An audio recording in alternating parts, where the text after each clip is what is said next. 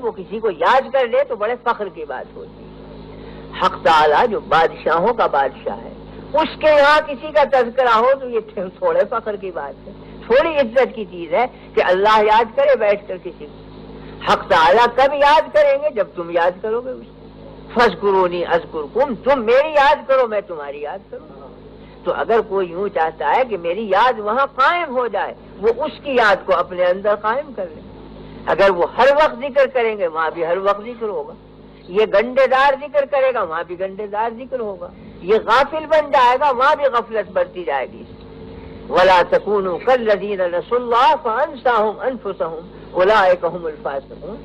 تم ایسے مت بنو کہ اللہ کو بھلا دو تو تم اپنے نفس کو بھلا دو گے، اللہ بھی تمہیں بھلا دے گا۔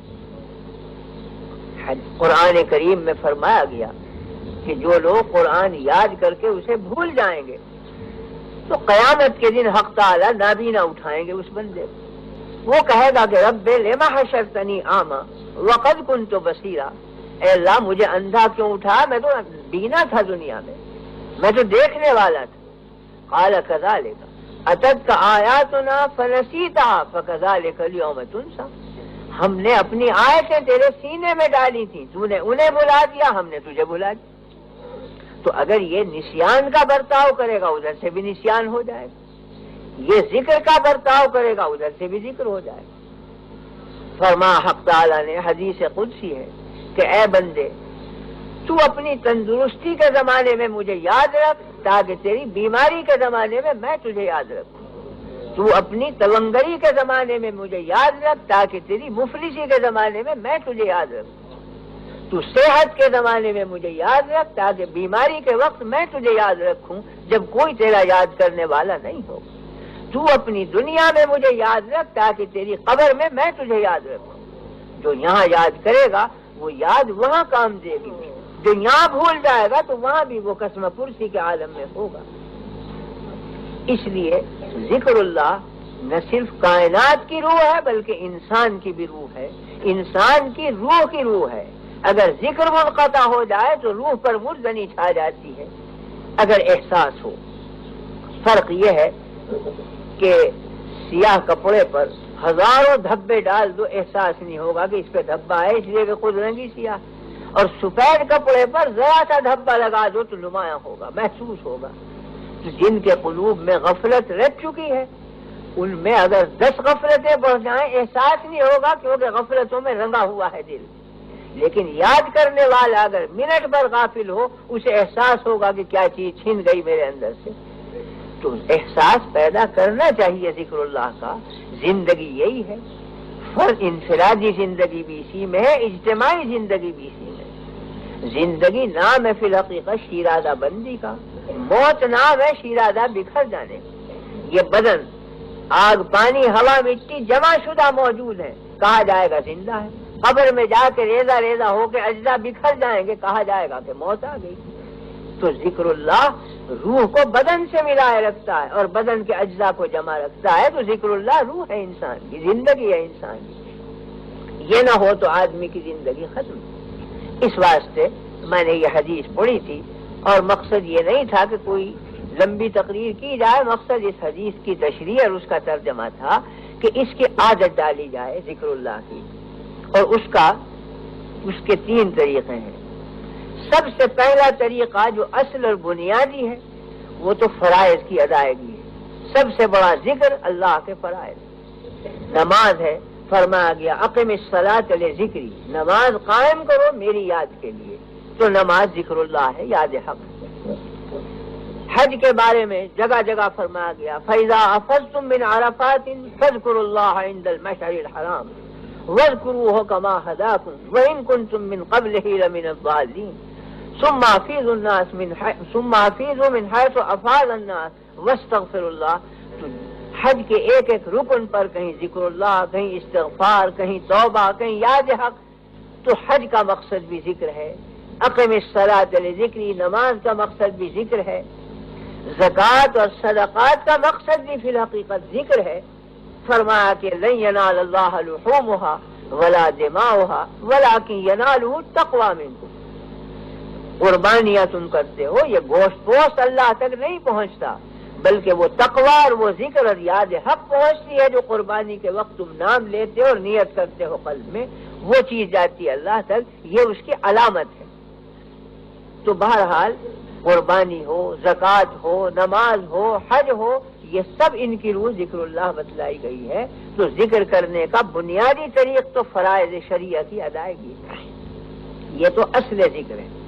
لیکن اصل ذکر کے ساتھ ساتھ امر کیا گیا کہ یا ایھا الذین آمنوا اذکروا اللہ ذکرا کثیرا، اے لوگو اللہ کی یاد کرو ذکر کثیر کے ساتھ۔ تو ایک ذکر اصل ہے وہ فرائض ہے، اور ایک ذکر زائد اور ذکر کثیر ہے وہ اس کے اوپر ہے۔ اس کے دو طریقے ہیں، ایک موقت اور ایک غیر موقت۔ موقت طریق یہ ہے کہ صبح اور شام کا وقت مقرر کر کے کچھ تسبیح اور تحلیل کر لیا کرے آدمی بیٹھ کر۔ صبح کی نماز کے بعد بیٹھ گئے، فرض کیجئے کہ 100 مرتبہ آپ نے پڑھ لیا کلمہ تمجید، سبحان اللہ والحمد للہ ولا الہ الا اللہ واللہ اکبر، 100 مرتبہ استغفار پڑھ لیا، 100 مرتبہ درود شریف پڑھ لیا، اسی طرح شام کو پڑھ لیا۔ فرمایا گیا فسبحان اللہ حین تمسون وحین تصبحون ولہ الحمد فی السماوات والارض وعشیا وحین تظہرون، کہ تسبیح کرو اللہ کی کچھ صبح کو، کچھ شام کو، کچھ دوپہر۔ فسبحوہ بکرۃ وعشیا، صبح اور شام تسبیح کرو اللہ کی۔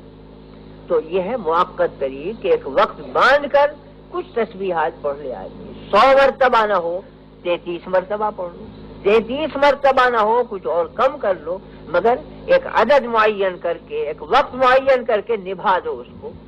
حدیث میں ہے کہ خیر الامور ما دیم علیہ، بہترین عمل وہ ہے جس پر ہمیشگی اور دوام برتا جائے، وہ قلب میں جڑ پکڑ لیتا ہے، رسوخ پیدا کرتا ہے۔ پہاڑ کی ایک سل ہے، اس پر گرد پڑ گئی، آپ نے لاکھوں من پانی بہا دیا، گرد دھل گئی، تھوڑی دیر کے بعد پھر پڑ جائے گی۔ تو منو پانی بہا دینے سے ظاہری صفائی آ جاتی ہے، مگر کوئی اندر نمی نہیں پہنچتی چٹان کے اندر۔ لیکن اگر ایک قطرہ آپ گراتے رہیں برس دن تک تو پتھر کی سل میں سوراخ پیدا ہو جائے گا۔ تو تھوڑا تھوڑا عمل ہو تو قلب میں جڑ قائم ہو جاتی ہے، اور ایک دن آپ نے 50 نمازیں پڑھ لی اور پھر غائب ہوئے تو برس دن تک غائب، تو گرد دھل جائے گی، اجر مل جائے گا، لیکن قلب میں کوئی ملکہ، کوئی بنیاد، کوئی جڑ نہیں قائم ہوگی۔ تو تھوڑا عمل ہو مگر دوام کے ساتھ ہو، وہ کارآمد ہوتا ہے، دل میں ملکہ پیدا ہو جاتا ہے، جڑ قائم ہو جاتی ہے۔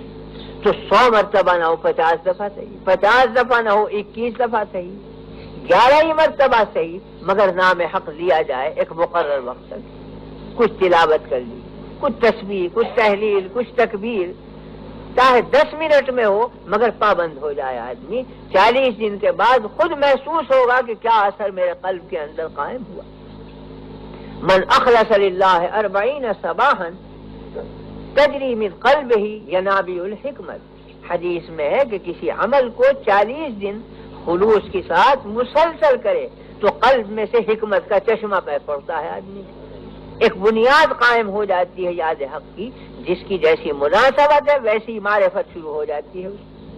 تو ایک ذکر کی یہ صورت ہے ذکر کثیر کی کہ مقررہ وقت پر آدمی کچھ اللہ کا نام لے، اور دوسری صورت یہ ہے کہ غیر مقررہ طریق پر عادت ڈالے آدمی کہ کوئی نہ کوئی اللہ کا نام نکلتا رہے اس کی زبان سے، اللہ اللہ، سبحان اللہ، لا الہ الا اللہ، اللہ اکبر، اٹھتے بیٹھتے چلتے پھرتے کھڑے ہوئے بیٹھے ہوئے، وضو سے بے وضو، کوئی قید نہیں۔ مہینہ 2 مہینہ تو تکلف کر کے عادت ڈالنی پڑے گی، اور جب عادت پڑ جائے گی تو بے اختیار اللہ کا نام زبان پہ جاری ہوگا۔ کوئی حادثہ پیش آئے گا، گر پڑے آپ، فوراً الا اللہ، لا الہ الا اللہ، بسم اللہ، کوئی نہ کوئی اللہ کا نام نکلے گا۔ یہ نہیں نکلے گا کہ لوگوں دوڑو مجھے بچاؤ، اللہ کا نام نکلے۔ تو ابتداً تکلف کرنا پڑے گا، جب عادت پڑ جائے گی تو پھر خود بخود بے ارادے بھی ذکر حق شروع ہو جائے گا زبان کے اوپر، اور اس کا نتیجہ یہ ہوگا کہ مرتے وقت بھی بلا ارادہ اللہ کا ذکر زبان پہ جاری ہوگا، خاتمہ ایمان پر ہوگا۔